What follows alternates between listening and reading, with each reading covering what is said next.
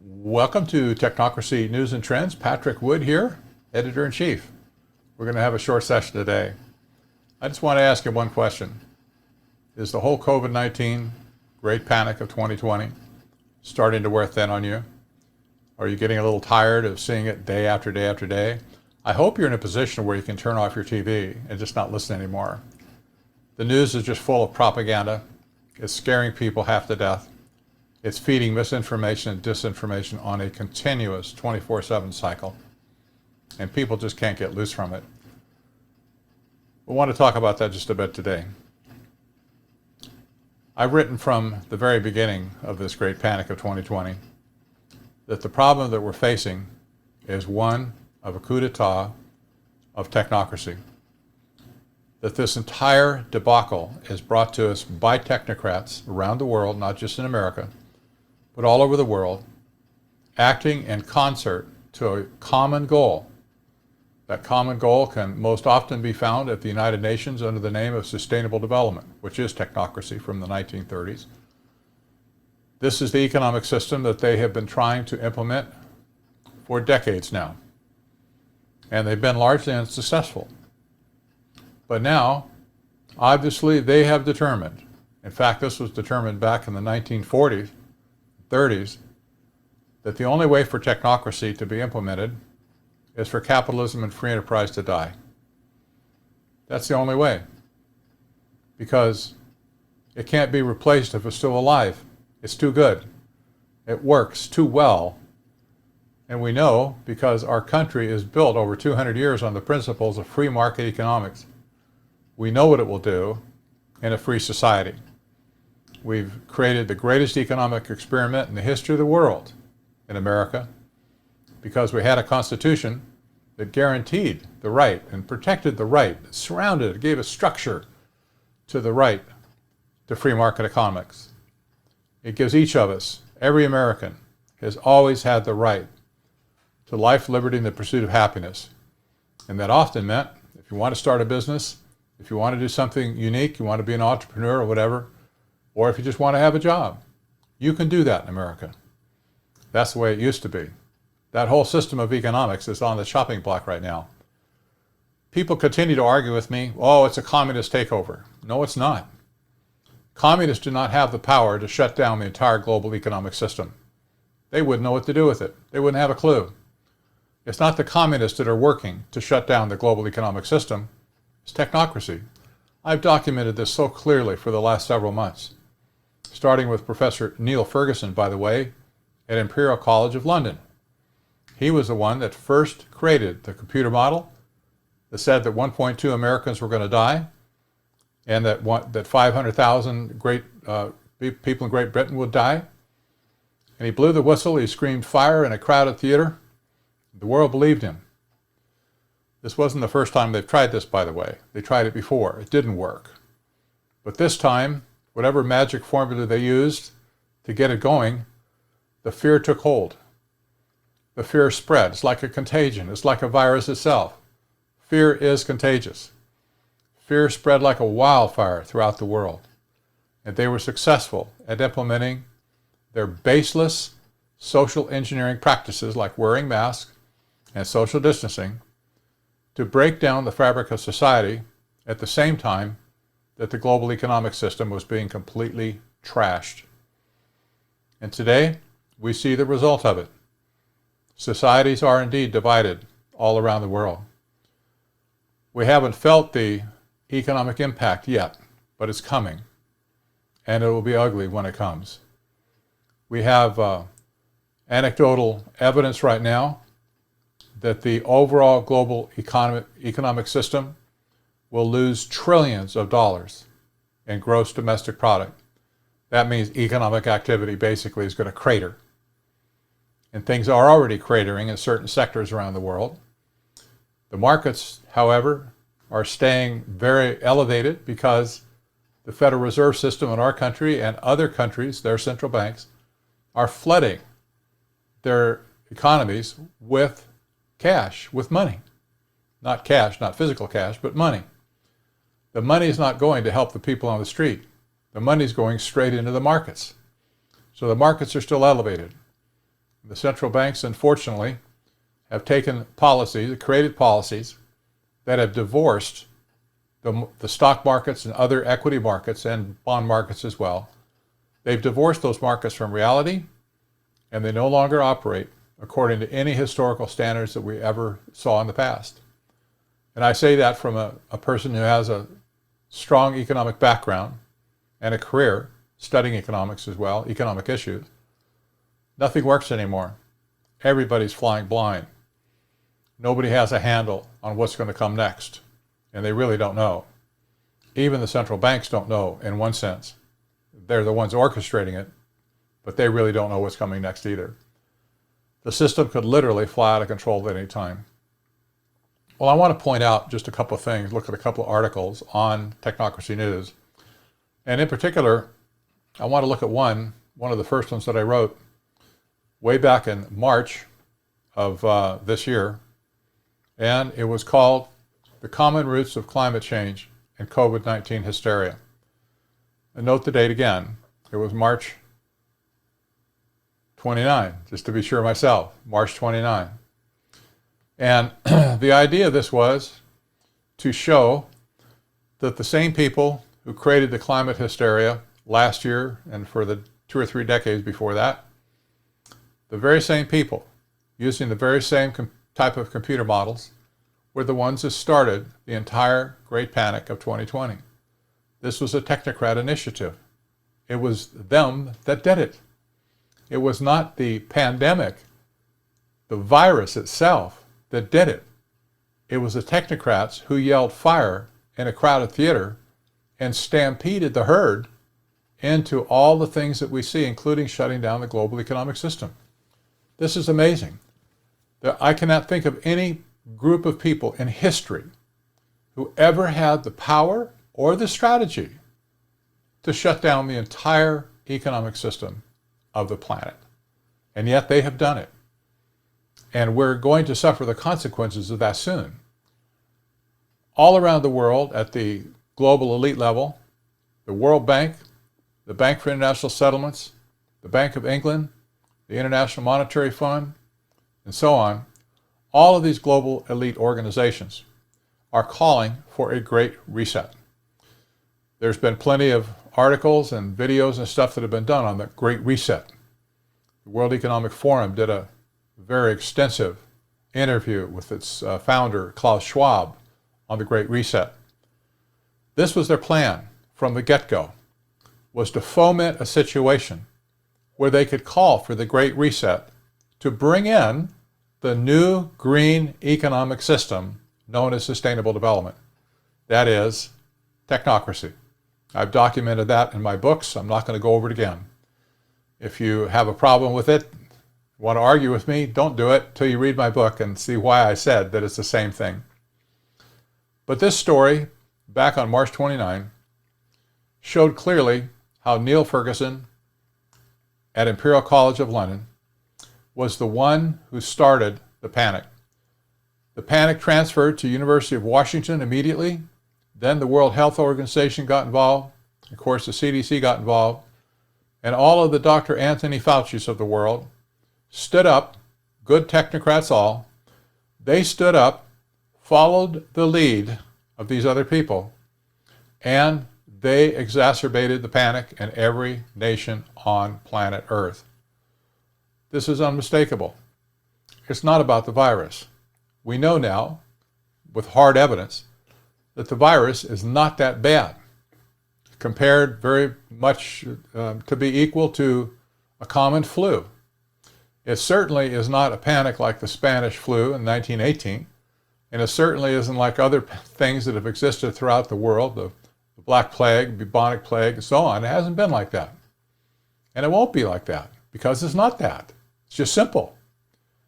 Doctors and scientists and researchers with real science behind them have proven this over and over again.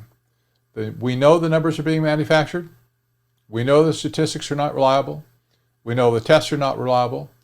And thanks to people like Bill Gates and his cronies and cohorts at the World Health Organization and so on, the objective, finally, the health objective of this whole thing, as far as pandemic is concerned, is to provide a vaccination program where every person on planet Earth will be vaccinated. This is coming. If you don't like wearing a face mask today, you're really not going to like when they come to your house or they demand that you go to their store or wherever to get your vaccine. You won't have a choice. The vaccines that are coming, by the way, are not like the vaccines that you had a year or two ago. These will be genetically engineered vaccines. GMO, in other words. The material that's inside this vaccine to cause your immune system to do certain things to fight this virus, or any coronavirus, I suppose, will be genetically modified and will have the capability of modifying your own genetic structure. This is coming to a theater near you, but soon, maybe by the end of this year. The reason I bring this up is we're being inundated, overwhelmed, flooded. The water seems to be over our head at this point, and it seems like the ship is going down fast. It might, but then again, it might not. What I want to say to you today, with the majority of the country completely freaked out, submitting to wearing the mask because they're scared to death they might get the virus and die, that will not happen in the vast majority of cases. Very small percentage of people are dying from this flu, from this virus. But as the country is embraced in fear, those of you, those of us, who see the picture more clearly, as it not being about the pandemic, not being about a virus at all, but being about a technocrat coup d'etat, then there's only one thing left to do. Obviously, any political strategies that we have at this moment don't seem to be too effective. Doesn't mean we don't do things like vote and hope we get some good candidates in on a local basis. Surely we do. But that's not the answer right now. The answer to our future lies in the heart of each one of you and me. It lies in the heart of patriots in America. Not to be organized necessarily, but for patriots in America who love our country, who love their own lives, and they love the lives of their family, their children, their spouse, their parents, and so on. And that's a lot of Americans, by the way. It's up to us individually now to decide where we're going to stand when technocracy comes knocking at your door. And it already is in the form of a face mask. Those mandates are all over our nation. Social distancing is all over our nation. The First Amendment is crumbling as a result. Governor in California is even telling churches how they should worship within their churches. No singing for you. No church music for you. You have to be socially distanced 6 feet apart, so you can't even greet one another. And of course, you can't understand each other because you're wearing masks. This is not the way America was founded, and this is not according to our Constitution. Most people just ignore the fact, but we did have an interesting statement by the actual Department of Justice recently that said First Amendment rights are not ever, and other civil liberties are not ever justified to be canceled or trodden down because of any pandemic. They should supersede those things, but they're not. So the answer to our dilemma short term is up to you and I. I'm going to keep writing. I'm going to keep exposing the baseless nature of this great panic of 2020, and expose the people who are bringing it to us, and why they're bringing it to us, and where they intend to take it, and where they're going. In the meantime, our answer is simple. Number one, do not play the role that they give you to play. Simply say no. They want you to play the role and wear a face mask. They want you to play the role and socially distance. There's no science behind that. I've documented that on Technocracy News, 6 Ways to Sunday. There's absolutely no legitimate science behind it, and they cannot produce one shred of real science to say that those things are effective. They're not effective. That means they have another agenda. The purpose is to beat Americans into submission, period. It's a social engineering experiment. So I want to tell you that the only answer we have, as I said, is within ourselves. I, for one, have a very simple statement. I will not comply. I will not submit. And I simply will not play ball. I would encourage you to take the same attitude and say it to yourself in a mirror. I will not comply, period. This is one reason why over at Citizens for Free Speech, which I am executive director of that organization at this time, I created these no mask cards that people can wear around their neck everywhere they go outside their house, claiming that, and rightly so, that wearing a face mask poses a serious health risk to me. And that is the truth. I've documented that on Technocracy.news as well as citizensforfreespeech.org. I've documented that with an article that Dr. Russell Blaylock wrote. An amazing neurosurgeon, had a great career helping people. Can you imagine? Virtually living in an operation room for all those years. Talk about experience. He knows what he's talking about. He says stay away from face masks. If you don't have any particular reason to wear a face mask, like if you're a doctor or a nurse and you're in a theater or whatever, you have to wear it. Okay, you wear it, part of the job. Otherwise, stay away from it. If you have any type of health condition, stay away from it. If you have diabetes, if you have heart trouble, if you're undergoing cancer treatment, if you have any kind of breathing problem, asthma, allergies, etc., stay away from it. If you're perfectly healthy, stay away from it. Why? Because it has the very strong tendency to lower your immune system. That's Dr. Blaylock saying that, not me. It lowers your immune system. Well, what's the most important thing to fight off COVID-19? A strong immune system. Isn't that strange? The very thing that they're doing to us to lower our immune system is what we need to fight the thing in the first place. If anything, if you want to focus on anything, I suppose medically, it's to strengthen your immune system. Make sure that it can't get root in your body. But I say, I will not comply. I have not yet worn a mask ever since this thing started. I've been wearing this card every time I go out of the house as a symbol, an anti-symbol of people wearing face masks. Not wearing a face mask alone is no symbol. It just means you're not wearing a face mask. And people will get on you for it too. They'll holler at you and call you selfish and call you an idiot and other things. But when you're wearing a symbol, and the symbol means something, well, that's different all of a sudden. It's like it's an anti-symbol for people that's wearing face masks. And I wear my card everywhere. And if I have an opportunity to share with somebody who doesn't really understand what's going on, the First Amendment is printed on the back.